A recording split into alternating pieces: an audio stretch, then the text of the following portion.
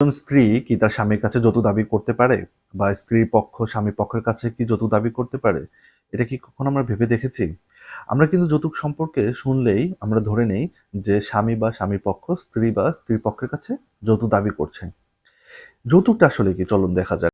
যৌতুক নিরোধ আইন ২০১৮ ধারা ২ এ উপধারা খ তে বলছে, যৌতুক অর্থ বিবাহের এক পক্ষ কর্তৃক অন্য পক্ষের নিকট বৈবাহিক সম্পর্ক স্থাপনের পূর্ব শর্ত হিসেবে বিবাহের সময় বা তৎপূর্বে বা বৈবাহিক সম্পর্ক বিদ্যমান থাকাকালে বিবাহ অব্যাহত রাখিবার শর্তে বিবাহের পণ বাবদ প্রত্যক্ষ বা পরোক্ষভাবে দাবিকৃত বা বিবাহের এক পক্ষ কর্তৃক অপর পক্ষকে প্রদত্ত বা প্রদানের জন্য সম্মত কোনো অর্থ সামগ্রী বা অন্য কোনো সম্পদ।